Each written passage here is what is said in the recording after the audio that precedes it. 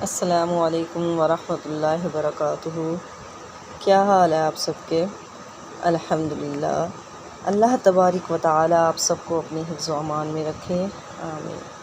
نحمدہ و نصلی علی رسولہ الکریم، اما بعد، اعوذ باللہ من الشیطان الرجیم، بسم اللہ الرحمن الرحیم۔ رب اشرح لی صدری ویسر لی امری واحلل عقدۃ من لسانی یفقہوا قولی۔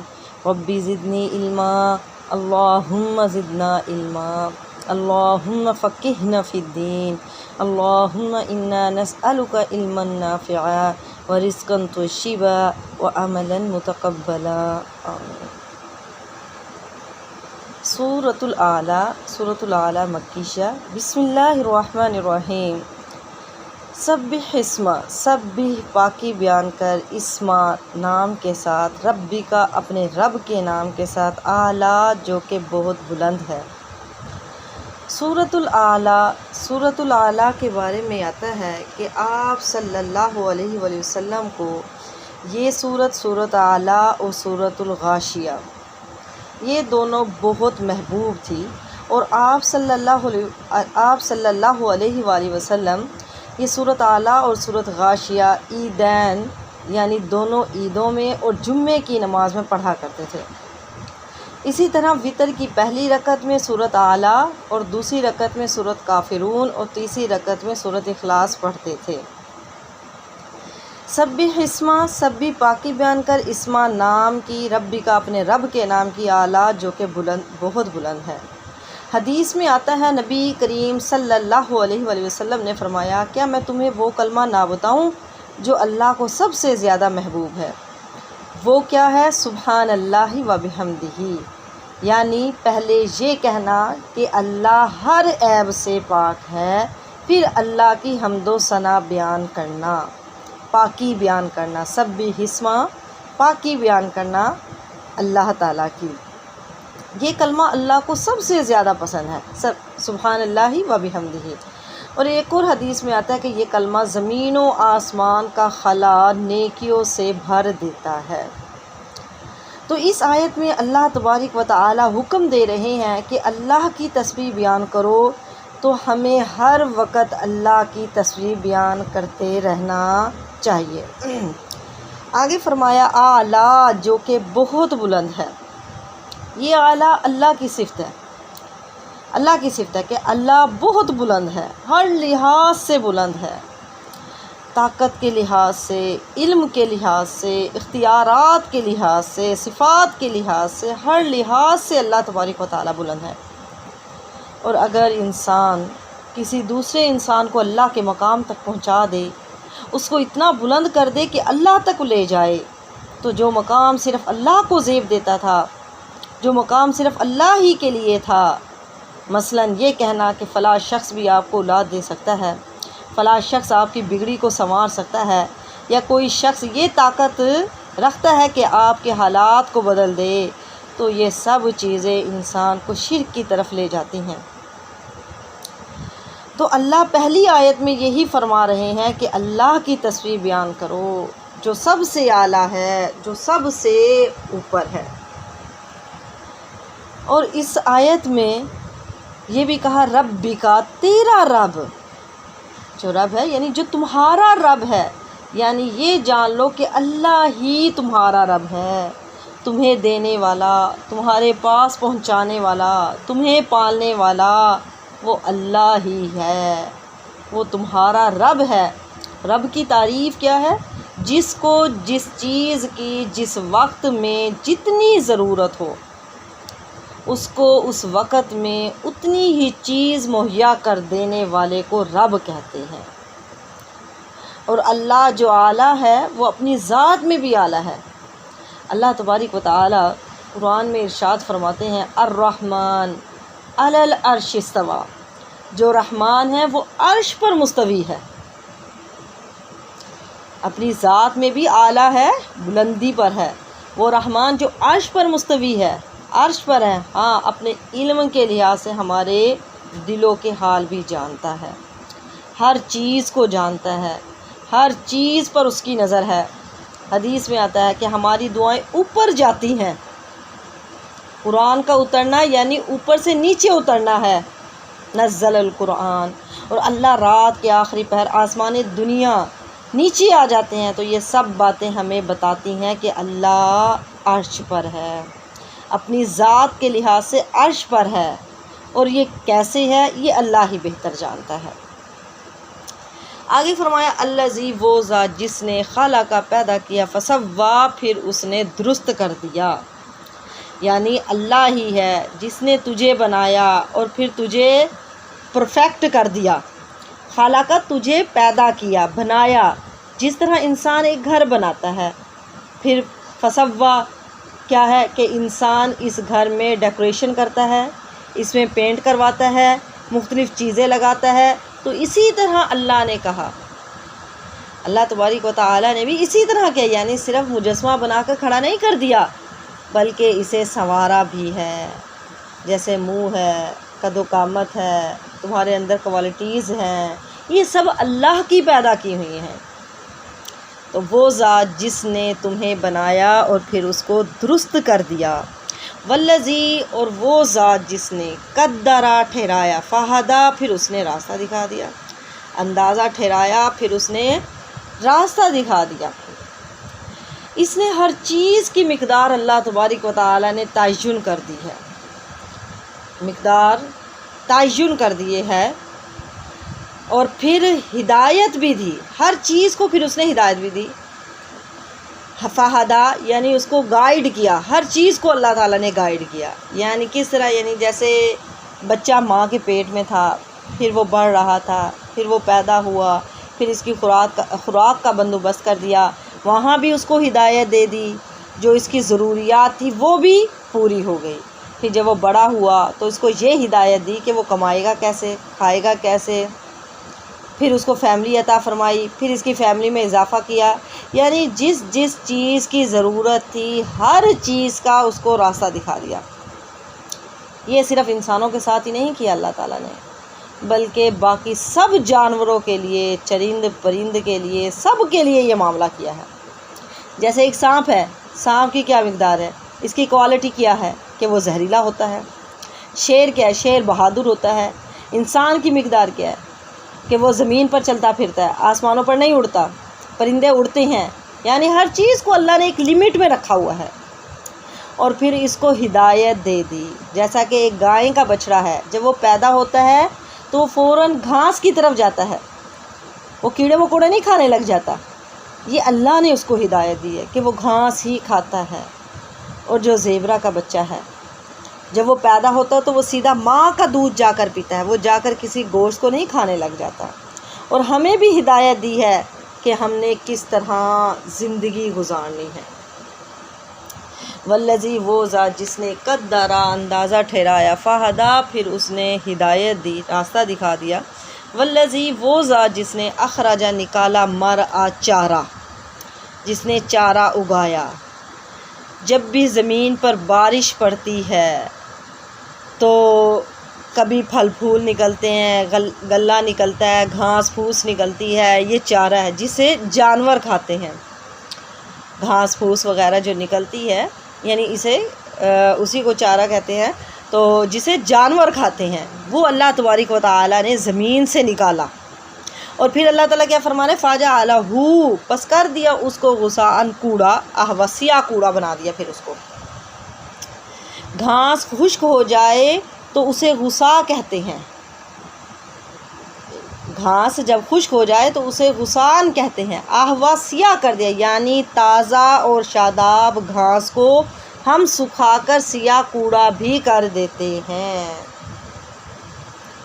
فَجَعَلَهُ غُثَاءً أَحْوَىٰ جو بھی گھاس پھوس ہوتی ہے یا فصلیں ہوتی ہیں وہ جل کر راکھ بن جاتی ہے، کوڑا بن جاتا ہے، تباہ ہو جاتا ہے.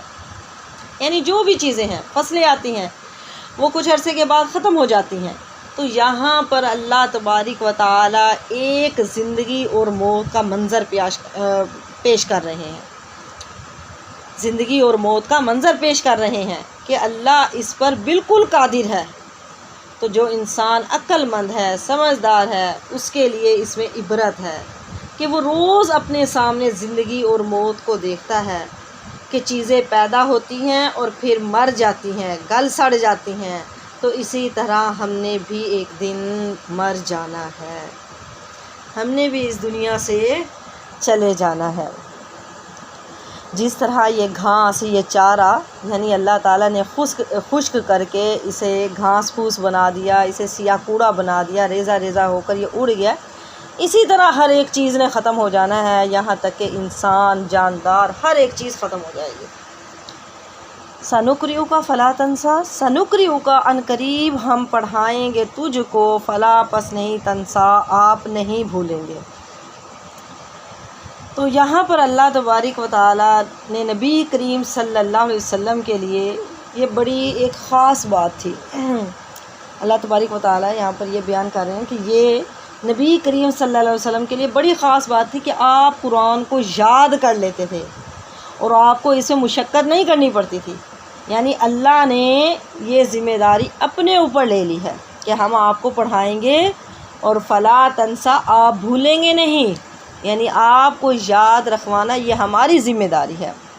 اور ایک معنی اس کا یہ لیا جاتا ہے کہ حضرت جبرائیل علیہ السلام وحی لے کر جب آتے تھے تو آپ صلی اللہ علیہ وسلم اسے جلدی جلدی پڑھتے تھے تاکہ بھول نہ جائے۔ اللہ نے فرمایا اس طرح جلدی نہ کیا کریں، جلدی نہ کریں، نازل شدہ وحی ہم آپ کو پڑھوائیں گے، یعنی آپ کی زبان پر جاری کر دیں گے،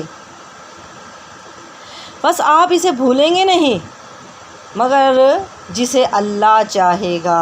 آگے آ رہا ہے نا، اللہ مگر ماشاء اللہ، مگر جو اللہ چاہے، جو اللہ تعالیٰ آپ کو بھلوانا چاہے وہ بھلوا دیں گے، جسے آپ بس آپ اسے بھولیں گے نہیں، مگر جسے اللہ چاہے گا، لیکن اللہ نے ایسا نہیں چاہا، اس لیے آپ کو سب کچھ یاد ہی رہا، اس لیے آپ کو سب کچھ یاد رہا۔ اللہ ماشاء اللہ، مگر جو اللہ چاہے۔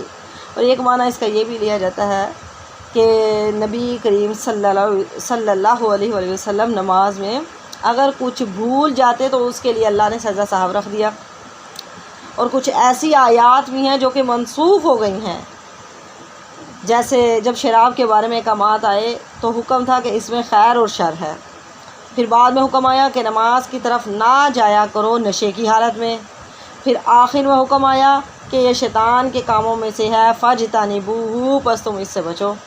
اس سے پتہ چلتا ہے کہ قرآن بھی درجہ بدرجہ آیا، درجہ بدرجہ نازل ہوا۔ حضرت عائشہ رضی اللہ تعالی عنہا فرماتی ہیں کہ اگر پہلے ہی حلال حرام کا حکم آ جاتا تو لوگوں نے کبھی بھی نہیں ماننا تھا، اسی لیے درجہ بدرجہ حکم دیا گیا، آہستہ آہستہ حکم دیا گیا۔ انہو، بے شک وہ، یعلم، جانتا ہے، جہرا، ظاہر کو، پکارنے کو، وما یخفا، اور جو کچھ تم چھپاتے ہو، چھپی چیز کو بھی جانتا ہے، ظاہر کو بھی جانتا ہے۔ یہ عام ہے۔ جہر سے مراد یعنی ایک یہ بھی ہے کہ قرآن کا وہ حصہ بھی ہے جسے نبی کریم صلی اللہ علیہ وسلم یاد کر لیں اور جو آپ کے سینے میں محفوظ کر دیا جائے، اور جو آپ کے سینے سے نکال دیا جائے، جسے مٹا دیا جائے، وہ مخفی ہے، وہ مخفی ہو گیا۔ اور اسی طرح جہر اونچی آواز سے پڑھنے کو بھی کہا جاتا ہے، اور خفی جو ہے یہ پست آواز سے، آہستہ آواز سے پڑھنے کو کہا جاتا ہے، اور خفی چھپ کر عمل کرنے کو بھی کہا جاتا ہے، اور جو جہر ہے یعنی ظاہر کر کے کچھ بھی عمل کرنا۔ تو ان سب باتوں کو اللہ تبارک و تعالیٰ جانتے ہیں، تم چاہے ظاہر کوئی عمل کرو یا چھپ کر عمل کرو یا اونچی آواز سے بولو یا پھر آہستہ بولو، یہاں تک کہ بذات الصدور، تمہارے سینوں کی باتوں کو بھی اللہ تعالیٰ جانتا ہے۔ اللہ تبارک و تعالیٰ ہماری ہر ایک حرکت سے واقف ہے، ہمارے ہر ایک عمل کو جانتا ہے۔ وَنُيَسِّرُكَ لِلْيُسْرَىٰ، وَنُيَسِّرُكَ، اور ہم آپ کے لیے آسان کر دیں گے، لِلْيُسْرَىٰ، آسانی۔ کیا مطلب ہے؟ یہ بھی عام ہے۔ مثلاً ہم آپ پر وحی آسان کر دیں گے تاکہ اس کو یاد کرنا، اس پر عمل کرنا آسان ہو جائے۔ ہم آپ کی اس طریقے کی طرف رہنمائی کریں گے جو آسان ہوگا۔ ہم جنت والا عمل آپ کے لیے آسان کر دیں گے، ہم آپ کے لیے ایسے افعال اور اقوال آسان کر دیں گے جس میں خیر ہو۔ ہم آپ کے لیے ایسی شریعت مقرر کریں گے جو آسان اور مستقیم ہوگی، جس میں کوئی کجی اسر تنگی نہیں ہوگی۔ وَنُيَسِّرُكَ لِلْيُسْرَىٰ، اور ایک معنی یہ بھی کہہ دیتا ہے کہ دین پر چلنا آسان کر دیں گے۔ آسان کس طرح کہ یعنی آپ کے وہ کام آسانیوں کا باعث بنتا ہے، جس سے آسانیوں کا باعث بنتا ہے کہ انسان جب سب کچھ چھوڑ کر صرف ایک رب کے آگے سجدہ کر لیتا ہے تو وہ ریلیکس ہو جاتا ہے، تو وہ سکون کی حالت میں آ جاتا ہے۔ آہستہ آہستہ ٹینشنیں ختم ہوتی رہتی ہیں، کیونکہ وہ جانتا ہے کہ اللہ میرے ساتھ ہے، یہ دنیا تو ایسے ہی عارضی ہے۔ آسانی اس طرح بھی ہے جیسے کہ لڑکی اگر پردہ کرتی ہے، اور کرنا بھی چاہیے کیونکہ اللہ کا حکم ہے، تو اگر شادی ہے یا کوئی فنکشن ہے وہاں پر جانا ہے تو وہ نیچے چاہے جو بھی سوٹ پہن لیں، پہلے والا ہی سوٹ پہن لیں، برقعے کے نیچے کوئی بھی سوٹ، تو یہ آسانی ہے۔ اور اگر وہ پردہ نہیں کرتی تو پھر ٹینشن ہے کہ نیا سوٹ ہونا چاہیے، سب کہیں گے کہ پہلے والا سوٹ پہن لیا ہے۔ تو اللہ تبارک و تعالیٰ نے دین کو ہمارے لیے آسان بنایا ہے، لوگوں نے خود مشکل کر لیا، خود مشکلات اس میں پیدا کر دی ہے۔ فذکر، پس آپ نصیحت کریں، ان نفعت الذکریٰ، پس آپ نصیحت کریں اگر فائدہ دے ذکریٰ آپ کی نصیحت۔ کیا مطلب ہے؟ یعنی واعظ و نصیحت وہاں کریں جہاں آپ کو محسوس ہو کہ اب یہاں پر واعظ و نصیحت کرنا فائدہ مند ہوگی۔ یہ واعظ و نصیحت کے لیے اور تعلیم کے لیے ایک اصول اور ادب بیان کیا جا رہا ہے، ٹھیک ہے۔ اور فرمایا امام شوکانی کے نزدیک یہ مفہوم ہے کہ آپ نصیحت کرتے رہیں چاہے فائدہ دے یا نہ دے۔ کیوں؟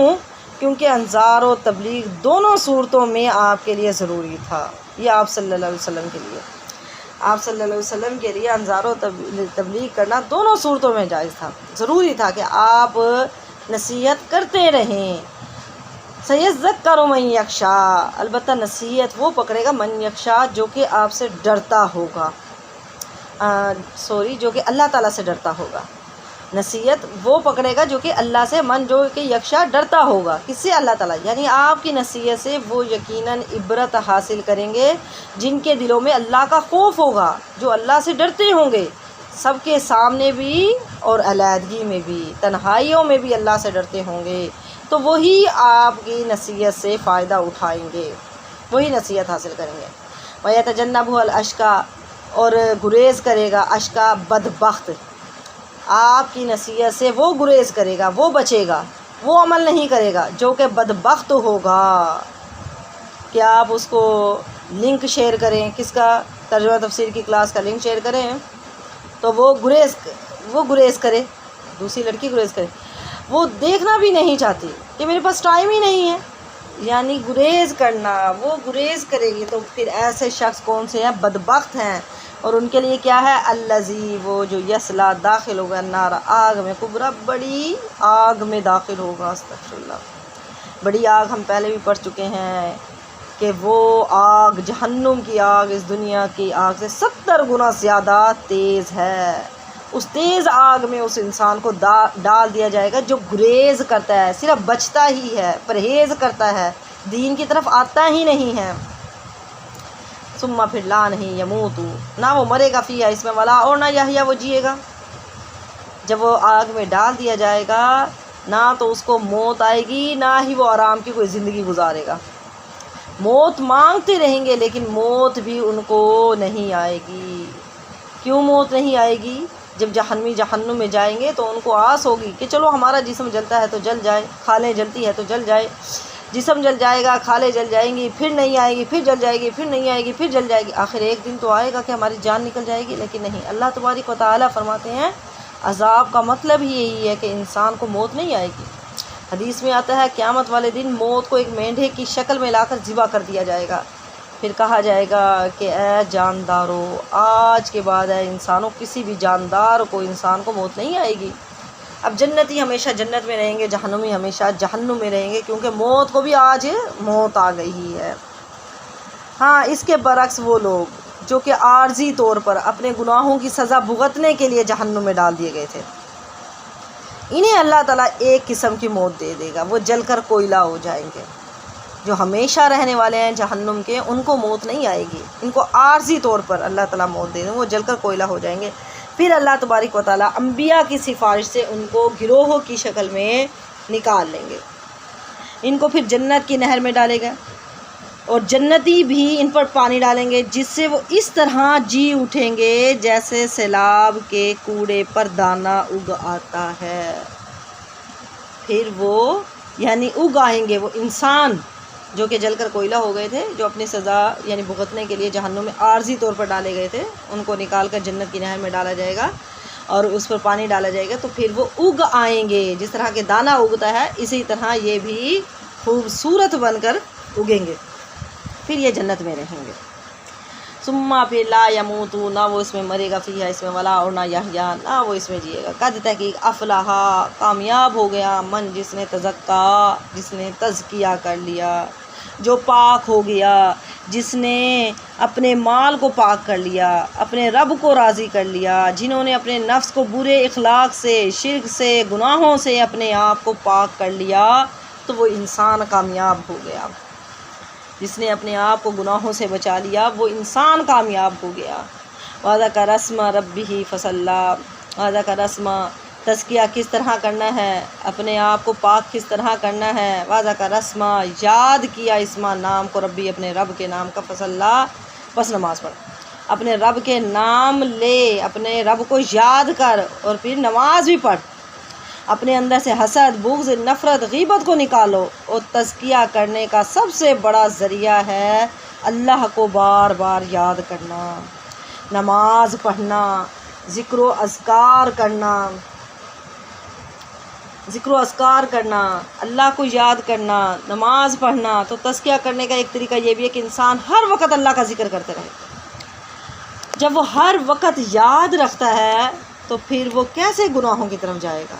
اس کو یاد آئے گا کہ میں کیوں گناہ کروں، اللہ مجھے دیکھ رہا ہے، اللہ کو پسند نہیں ہے کہ میں یہ کام کروں۔ اور جو نماز پڑھے گا تو وہ واقعی ہی بے حیائی اور فحشائی اور منکر سے دور ہو جائے گا۔ نماز کو صحیح طریقے سے جو ادا کرے گا، خشوع خضوع کے ساتھ ادا کرے گا، تو اللہ یہاں فرما رہے ہیں کہ ہر انسان اپنے نفس کا تزکیہ کرے، ہر انسان اپنے نفس کا تزکیہ کرے، اپنے نفس کو پاک کرے۔ بلکہ تؤثرون، تم تو ترجیح دیتے ہو حیات دنیا کی زندگی کو، تم تو دنیا کی زندگی کو اختیار کرتے ہو، والآخرۃ، آخرت خیر بہتر ہے، وابقیٰ، اور باقی رہنے والی ہے۔ تم دنیا کی زندگی کو ترجیح دیتے ہو، دنیا کی زندگی کو اختیار کرتے ہو۔ آپ صلی اللہ علیہ وسلم نے فرمایا تم دنیا کی زندگی اس طرح گزارو جس طرح کوئی مسافر ہوتا ہے جو کہ کچھ دیر کے لیے ایک سائے دار درخت کے نیچے بیٹھتا ہے، آرام کرتا ہے اور پھر چل پڑتا ہے، کیونکہ منزل کوئی اور ہے۔ تو اسی طرح دنیا بھی ہمارا آخری ٹھکانہ نہیں ہے۔ یہاں پر ہم نے کیا کرنا ہے؟ نیک اعمال اکٹھے کرنے ہیں، نیک اعمال زیادہ سے زیادہ کرنے ہیں، زیادہ سے زیادہ نیکیاں کرنی ہیں۔ چاہے وہ آپ قرآن پاک کی کلاس لے کر اکٹھی کر لیں زیادہ سے زیادہ نیکیاں، یا روزے رکھ کر، یا پھر قیام اللیل کر کے، یا زیادہ نماز نوافل پڑھ کر زیادہ نیکیاں اکٹھی کر لیں، صدقہ خیرات کر کے زیادہ نیکیاں اکٹھی کر لیں۔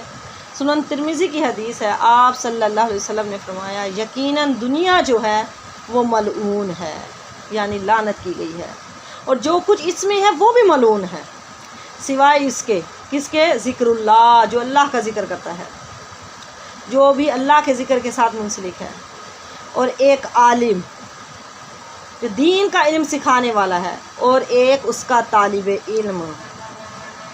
یعنی بس یہ کچھ چیزیں ہیں جس میں خیر ہے، باقی سب کچھ ایسے ہے جس میں کوئی خیر نہیں ہے، برکت نہیں ہے۔ ایک اور حدیث ہے جس میں آپ صلی اللہ علیہ وسلم نے فرمایا کہ یہ دنیا اللہ کے نزدیک ایک مچھر کے پر کے برابر بھی نہیں ہے۔ ایک اور روایت میں آتا ہے کہ یہ دنیا ایک مری ہوئی بکری سے بھی زیادہ اللہ کے نزدیک حقیر ہے، یعنی یہ دنیا کچھ بھی نہیں ہے جس کے پیچھے لوگ بھاگ رہے ہیں، لوگ دیوانے ہو رہے ہیں۔ تو کہا والآخرۃ، آخرت جو ہے خیر بہتر ہے وابقا، اور وہ باقی رہنے والی ہے، کیونکہ دنیا اور اس کی ہر چیز تو فانی ہے، جبکہ آخرت کی زندگی دائمی ہے، ابدی ہے۔ اس لیے عقل مند انسان فانی چیز کو باقی رہنے والی چیز پر کبھی بھی ترجیح نہیں دیتا۔ انا بے شک ھذا یہ لفی الصحف، صحیفوں میں ہے، البتہ صحیفوں میں اولا پہلے صحیفوں میں بھی ہے۔ یہ سب باتیں جو اب بیان کی گئی ہیں یہ پہلے صحیفوں میں بھی ہے، سب نے یہ سب انبیاء کرام نے یہ باتیں کی ہیں کہ قیامت کا دن آ کر رہے گا، قیامت کے بارے میں سب نے بتایا، یہ سب بیان ان صحیفوں میں بھی تھا۔ جنت ہے، جہنم ہے، سب کو پتہ ہے۔ اور کامیابی کا ذریعہ کیا ہے؟ یعنی اپنا تزکیہ کرنا ہے، نماز پڑھنا ہے، اللہ کا ذکر کرنا ہے، یہ بھی کوئی نئی بات نہیں ہے، یہ بھی سب کچھ پہلے تھا، پہلے صحیفوں میں سب کچھ موجود تھا، پہلے صحیفوں میں بیان کیا گیا تھا۔ صحف ابراہیم، ابراہیم کے صحیفے میں، و موسیٰ، اور موسیٰ علیہ السلام کے صحیفوں میں۔ اب یہاں پر ابراہیم علیہ السلام اور موسیٰ علیہ السلام، حضرت موسیٰ علیہ السلام کا ذکر کیا گیا، باقی انبیاء کرام کا نہیں کیا گیا، حضرت عیسیٰ علیہ السلام کا ذکر نہیں کیا گیا۔ کیوں؟ اس کی ایک وجہ یہ ہے کہ اس ٹائم پر مکہ میں کون سے لوگ تھے جو یہ سن رہے تھے، قرآن پاک سن رہے تھے؟ کون سے لوگ تھے؟ یعنی مشرکین تھے، جو مشرکین تھے وہ اپنی نسبت حضرت ابراہیم علیہ السلام کے ساتھ جوڑتے تھے کہ ابراہیم علیہ السلام آئے، انہوں نے خانہ کعبہ کی تعمیر کی، اور اسماعیل علیہ السلام ان کے بیٹے تھے، ہم انہی اسماعیل علیہ السلام کی نسل میں سے آ رہے ہیں۔ یعنی مکہ میں جو مشرکین تھے وہ یہ بات جانتے تھے کہ ہماری نسبت حضرت ابراہیم علیہ السلام سے ہے۔ تو اللہ تعالیٰ فرما رہے ہیں کہ نبی کریم صلی اللہ علیہ وسلم جو بات کہہ رہے ہیں یہ کوئی نئی باتیں نہیں ہیں، بلکہ تمہارے والد ابراہیم علیہ السلام بھی کہا کرتے تھے، جس کو آج تمہیں ماننے میں اتنی تکلیف ہو رہی ہے، یہ تو ابراہیم علیہ السلام بھی یہ باتیں کیا کرتے تھے۔ اور موسیٰ علیہ السلام کا نام کیوں لیا؟ موسیٰ علیہ السلام کا ذکر کیوں کیا؟ ایک تو مشرکین تھے، دوسری جو قوم تھی وہ اہل کتاب تھی، اہل کتاب، اور اہل کتاب جو ہے وہ حضرت موسیٰ علیہ السلام کو تو مانتے تھے، اور یہودی جو ہیں وہ حضرت عیسیٰ علیہ السلام کو نہیں مانتے تھے، حضرت عیسیٰ علیہ السلام کو نہیں مانتے، لیکن یہودی موسیٰ علیہ السلام کو بھی بہت مانتے ہیں، اور عیسائی بھی مانتے ہیں۔ یہودی عیسائی یعنی اہل کتاب جو ہے وہ موسیٰ علیہ السلام کو مانتے تھے، اسی وجہ سے حضرت موسیٰ علیہ السلام کا بھی نام لیا گیا۔ یعنی نبی کریم صلی اللہ علیہ وسلم جو تعلیمات دے رہے ہیں وہ نہ تو ابراہیم علیہ السلام سے مختلف ہیں، نہ موسیٰ علیہ السلام کی تعلیمات سے مختلف ہیں۔ اللہ کی بات، اللہ کے رسولوں کی پیروی کرنا، آخرت پر ایمان لانا، اس سے ڈر جانا، جنت جہنم کا تذکرہ، یہ سب باتیں پہلے بھی ہو چکی ہیں، حضرت ابراہیم اور موسیٰ علیہ السلام کے صحیفوں میں پہلے بھی بتائی جا چکی ہیں۔ تو دونوں گروہ جو کہ اس وقت موجود تھے، یعنی قریش، مکہ کے مشرکین، یعنی مکہ کے مشرکین اور یہودی جو کہ ان آیات کو سن رہے تھے، تو ایک طرح سے ان کو یہ تنبیہ کی جا رہی ہے، ان کو تنبیہ کی جا رہی تھی۔ اچھا، اب اس صورت سے ہمیں کیا سبق حاصل ہوتا ہے؟ کہ ہم اس دنیا کو چاٹ رہے ہیں، دنیا کے پیچھے بھاگ رہے ہیں، وہ دنیا جو اللہ کے نزدیک مچھر کے پر کے برابر بھی نہیں ہے، وہ دنیا جو اللہ کے نزدیک مری ہوئی بکری سے بھی بدتر چیز ہے، اور جس کی تعریف اللہ کر رہا ہے اس کے پیچھے ہم جاتے ہی نہیں۔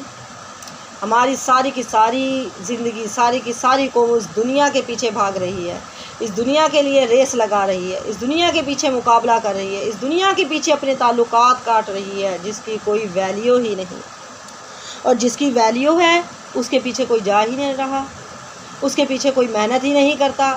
آپ خود سوچیں کہ ہماری پوری زندگی میں کتنی محنت اللہ اور اس کے دین کے لیے ہے، جنت کے حصول کے لیے ہے، اور کتنی ہماری محنت دنیا کے حصول کے لیے ہے، کتنی محنت ہم دنیا کے لیے کرتے ہیں، آپ خود اپنا جائزہ لیں، اور کتنی محنت ہم دین کے لیے کرتے ہیں۔ ہر بندہ اسی میں لگا ہوا ہے کہ میرے اسکول میں زیادہ اچھے نمبر آ جائیں، کالج میں، یونیورسٹی میں اچھے سے اچھے نمبر آ جائیں، مجھے اچھی جاب مل جائے، لیکن ہم بھول گئے ہیں کہ وَالْآخِرَةُ خَيْرٌ وَأَبْقَىٰ، کہ آخرت جو ہے وہ بہت بہت بہتر ہے، جو یہاں مل رہا ہے اس سے وہ بہت زیادہ بہتر ہے اور ہمیشہ رہنے والی ہے۔ میں دعا کرتی ہوں کہ اللہ تبارک و تعالی ہمیں سمجھ دے، ہمیں فہم دے، تاکہ ہم سمجھے کہ ہمارے لیے بہتر کیا چیز ہے۔ اللہ ہمیں توفیق دے کہ ہم اللہ کے دین پر چل سکیں، اس پر عمل کر سکیں۔ اللہ ہم سے خوب نیک کام لیں، اللہ ہمیں اپنے نیک بندوں میں شامل کرے، آمین۔ سبحانک اللہم و بحمدک، اشہد ان لا الہ الا انت، استغفرک و اتوب الیک۔ السلام علیکم و رحمۃ اللہ وبرکاتہ۔